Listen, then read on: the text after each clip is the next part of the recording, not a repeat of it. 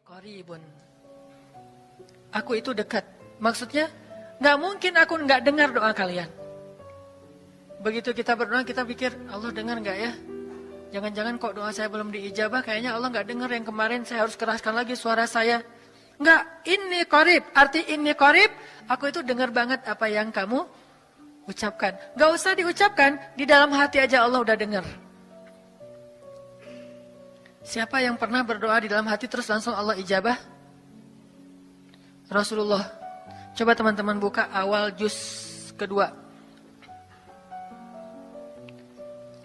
Ayat surat Al-Baqarah ayat 144. Itu gara-gara Nabi ada harapan di dalam hati tapi nggak berani ngomong gitu ke Allah. Cuma dipendam di dalam hati doang. Tapi langsung diijabah oleh Allah. Ayat surat Al-Baqarah ayat 144. Allah berfirman, "Qad nara taqalluba wajhika fis samaa, falanuwalliyannaka qiblatan tardaha, fawalli wajhaka shatral masjidil haram, wa haitsu ma kuntum fawallu wujuhakum shatrah." وَإِنَّ الَّذِينَ أُوتُوا الْكِتَابَ لَيَعْلَمُونَ أَنَّهُ الْحَقُّ مِنْ رَبِّهِمْ وَمَا اللَّهُ بِغَافِلٍ عَمَّا يَعْمَلُونَ. Jadi ceritanya, orang Yahudi suka menghina kaum muslimin gara-gara orang Islam kalau sholat waktu itu masih menghadap ke Al-Aqsa, Palestina. Jadi kata orang Yahudi itu, lihat orang Islam mah fake. Suka niru. Kita sholat menghadap Al-Aqsa, mereka sholat menghadap Al-Aqsa. Berarti agama mereka itu adalah agama yang meniru agama kita. Nggak original. Sering diperolok-olok. Setiap kaum muslimin sholat dihina sama mereka. Akhirnya Nabi ngerasa sedih. Wah, gimana ya caranya? Sehingga setiap sore Nabi berdiri di suatu bukit, kemudian lihat ke langit. Cuman gak ngomong, gini aja ke langit. Membatin, bayangin. Pernah gak teman-teman membatin ke Allah? Ini yang harus kita coba lakukan. Belajar membatin kepada Allah. Itu romantis banget. Jadi duduk sendiri. Allah, ngomong gitu dalam hati.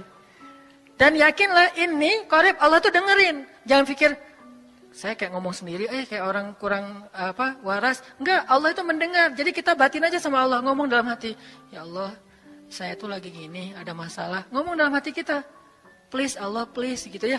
Nah, itu kalau kita membatin, inni qaribun wa asirru qaulakum aw ijharu bih innahu alimun bidzatis sudur.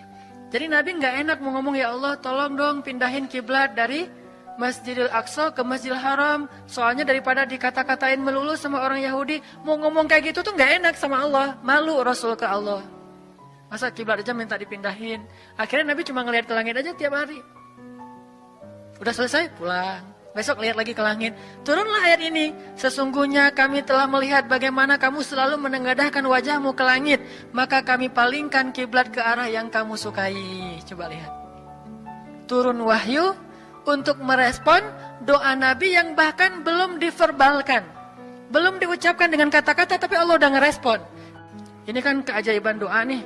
Cuman kita seringnya ngerasa udah minta berkali-kali kok gak dikasih-kasih. Kita belajar sekarang. Rasul nggak usah minta pakai verbal, cuman membatin doang dalam hati, Allah udah ngasih. Pernah nggak teman-teman ngerasa kayak gitu? Ada kepengen sesuatu, tiba-tiba terwujud. Pernah kan? Tapi kepengennya yang baik-baik. Pengen misalnya, aduh, saya pengen banget umroh, cuman mau ngomong kayak gitu mah, saya mah orangnya kayaknya nggak mungkin bisa umroh kalau ngandalin harta. Orangnya nggak mampu, kerjanya juga pas-pasan, gimana mau umroh untuk makan aja susah. Tapi pengen banget dalam hati kita. Dan itu rindunya tuh rindu banget. Setiap kali ngelihat video atau tayangan di TV tentang umroh dan haji, menitikkan air mata. Saking kangennya ke Baitullah. Allah tahu itu dalam hati kita. Tiba-tiba ada jalan. Ada aja jalannya. Dan Bisa dikasih sedekah, bisa juga hadiah, bisa juga door prize, bisa juga macam-macam. Pokoknya ada jalan aja, tiba-tiba bisa umroh. Dan saya sering banget membawa orang umroh. Di antara jamaah itu selalu ada 1 atau 2 orang yang umrohnya itu miracle, keajaiban dari Allah. Ketika saya cari tahu alasannya apa, ternyata emang dia dari dulu pengen banget umroh, cuman nggak bisa ngandelin hartanya. Allah kasih jalan yang lain. Bukankah Allah itu memampukan yang diundang, bukan mengundang yang mampu? Kan itu yang sering kita dengar kan? Allah tidak mengundang yang mampu, tetapi memampukan yang diundang. Kalau udah Allah undang, pasti mampu. Kalau Allah nggak ngundang, walaupun dia mampu nggak akan bisa. Jadi Allah bukan mengundang yang mampu, tetapi memampukan yang diundang. Sehingga kita kalau hati kita kayaknya pantas diundang, Allah undang tuh. Begitu juga dalam urusan rezeki. Aduh, saya pengen kerjaan yang kerjaannya itu lebih halal, lebih nyaman, bisa sholat berjamaah tepat waktu, ada waktu juga buat keluarga, bisa juga berdakwah ke teman-teman. Akhirnya membatin kita itu karena kuat banget, Allah wujudkan. Ini artinya Allah qaribun, Allah maha dekat. Sehingga kalau kita pengen doa kita itu powerful, belajar dari as-thiqah billah. Tips pertama adalah as-thiqah billah. Percaya deh sama Allah. Percaya sama Allah. Jangan berdoa dengan ragu-ragu. Kayak kita datang kepada seseorang untuk minjem duit, tapi kita ragu. Dia nih kayaknya orangnya susah kalau dipinjemin. Kalau minta dipinjemin gitu. Ini saya lagi ada masalah dikit nih, boleh minta bantu nggak? Apa? Gimana ya ngomongnya? Susah ngomongnya tuh ragu-ragu gitu kan ya? Akhirnya kita ngomongnya tuh nggak enak, nggak nyaman, membuat dia juga ngasih ke kita juga ragu-ragu. Akhirnya nggak nyaman tuh hubungan kita sama dia. Tapi kalau kita yakin banget sama dia orangnya baik, kalaupun dia nggak ngasih dengan cara yang kita minta, kita yakin bahwa dia tuh pasti akan nolong kita. Sehingga kita akan curhat masalah kita itu dengan tulus. Bahwa kita punya masalah kayak gini-gini, bukannya kita mau minta-minta, cuman sifat dari manusia itu saling tolong-menolong, kita beritahu masalah kita. Dan kita yakin dia pasti akan nolong kita. Kalau nggak bisa ngasih duit, dia akan minta tolong kepada orang lain yang mungkin bisa membantu kita. Dia akan ngasih link, dia akan memediasikan kita. Oh, aduh maaf ya saya juga lagi, sekarang lagi butuh uang, ini lagi nabung-nabung juga. Sama, kita mah lagi sama-sama pengen hijrah status. Cuman, nih saya kenal ada temen nih yang dia alhamdulillah orangnya tuh suka banget bantu orang lain. Mungkin saya bisa merekomendasikan, saya bisa bantu kamu, ayo kita jalan bareng ngomong sama temennya. Pokoknya kita yakin dia bisa nolong. Nah kalau kita yakin, percaya sama Allah, Allah itu gak butuh perantara. Allah bisa nolong kita dengan cara apapun. Walaupun takdirnya udah ditulis, kamu tuh gak akan punya istri sampai meninggal dunia. Ya Allah masa gitu sih, gak akan punya istri. Ya Allah, tapi gimana masa saya mau hidup sendiri terus? Kamu gak akan punya istri, kata malaikat teh. Ini orang doanya katakan malaikat dengerin doa kita ya. Kalau di hati malaikat nggak tahu, tapi kalau di lisan kita doa, ya Allah beri saya seorang suami yang benar-benar bisa mendidik agama saya. Kata malaikat, Neng ganti doa yang lain aja tuh Neng. Itu mah takdirnya udah ditulis, Neng nggak akan punya suami. Kata malaikat. Kita mah walaupun malaikat ngomong gitu, biarin aja. Ya Allah, Engkau Maha Rahman, Maha Wadud, Engkau bisa mengubah takdir. Kata malaikat, ya juga sih. Cuman takdirnya udah ditulis Neng. Ya Allah, terus saja tiba-tiba tok, assalamualaikum, waalaikumsalam. Ayahnya nemuin, ternyata pas kita nguping dari kamar, wah itulah calon pangeran kita yang datang untuk melamar kita, calon raja, calon imam. Malaikat heran-heran, wah subhanallah nih si Enang ini gak putus asa dalam meminta. Kita juga gitu, doa aja terus. Walaupun takdirnya sudah ditulis, karena Allah bisa mengubah takdir lewat doa dan harapan. Masih ingat cerita seorang ibu di zaman Nabi Musa dulu? Yang datang kepada Nabi Musa bilang, ya Nabi Allah, ya Kalim Allah, saya gak punya anak, udah tua kayak gini, bisa gak ya? Saya minta tolong Nabi Musa doa kepada Allah supaya saya punya anak. Kata Nabi Musa, bisa aja sih, gak apa-apa ibu. Ya udah saya doain, ya Allah, ini ada ibu minta anak. Kata Allah, ya Musa bilang ke dia gak akan punya anak, itu sudah takdirnya. Kata Nabi Musa, ibu maaf, udah ada jawaban nih dari Allah. Gimana ya Nabi Musa? Allah bilang takdir ibu gak akan punya anak. Oh gitu ya, ya udah deh pulang. Sampai di rumah, ya Rahim, doa aja terus. besok datang lagi. Karena dia pengen tahu kabar dari langit. Nabi Musa itu bisa bicara ke langit. Ya Nabi Allah, saya mau tahu nih, kira-kira Allah sudah memperkenalkan belum ya permintaan saya? Permintaan apa? Pengen punya anak. Tapi kan kemarin udah, kata Allah takdirnya nggak akan punya anak. Ya coba aja dulu sekali lagi, siapa tahu sudah mau, sekarang Allah memperkenankan. Wah, ini benar-benar dia husnuzan sama Allah. Sikoh, percaya sama Allah. Nggak percaya kepada yang lain, percaya sama Allah aja. Nabi Musa karena udah terus aja direngekin minta gitu, Nabi Musa bilang, ya Allah, ini ada ibu yang kemarin, gimana dong ya Allah? Kata Nabi Musa, kata Allah, ya Musa, takdirnya dia nggak akan punya anak. Bilang sama dia, ibu, udah terima aja takdir ibu nggak akan punya anak. Oh iya, pulang lagi. Ya Rahim, terus saja sepanjang malam, sepanjang hari doa. Berhari-hari datang lagi kepada Nabi Musa. Ya Nabi Allah, udah berubah belum? Udah mau belum Allah ngasih saya anak? Kan udah kemarin takdirnya, tapi coba lagi, sekali lagi aja. Nabi Musa minta lagi ke Allah, kata Allah masih yang sama, pulang lagi, nggak datang-datang lagi ke Nabi Musa. Setelah beberapa bulan, datang-datang bawa bayi. Assalamualaikum, udah semangat sekarang, beda gitu ya. Kalau dulu Assalamualaikum, melas gitu ya. Sekarang Assalamualaikum, Nabi Musa. Kata ibu, ibu yang kemarin? Ya itu siapa? Anak saya. Anak ibu? Anak kandung maksudnya, bukan nyuri. Nggak, anak kandung saya ini Nabi Musa. Wah, Nabi Musa nggak wah sih, subhanallah kalau Nabi Musa. Kalau saya mah wah gitu ya. Kalau Nabi Musa, Masya Allah. Nabi Musa tanya ke Allah, ya Allah, itu ibu yang kemarin katanya takdir nggak akan punya anak, kok bisa punya anak? Ceritanya gimana Allah? Ceritain dong, saya kok nggak update gitu informasinya, kata Nabi Musa. Allah ngasih update. Kata Allah, Musa, setiap kali aku bilang dia nggak akan punya anak, dia terus berdoa dengan menyebut Ya Rahim, Ya Rahim. Allah itu kan senang banget dipuji, dan Allah lebih berhak untuk dipuji. Kalau kita senang dipuji nggak baik, kalau Allah senang dipuji, emang punya hak untuk dipuji kan? Allah senang dipuji.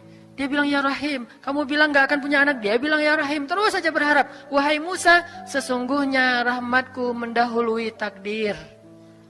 Rahmatku mendahului takdir. Akhirnya dengan sifat rahim, Allah mengubah takdir ibu ini. Walaupun secara ilmiah, gak mungkin punya anak karena sudah menopause. Tetapi Allah yang memiliki kekuasaan atas segala sesuatu.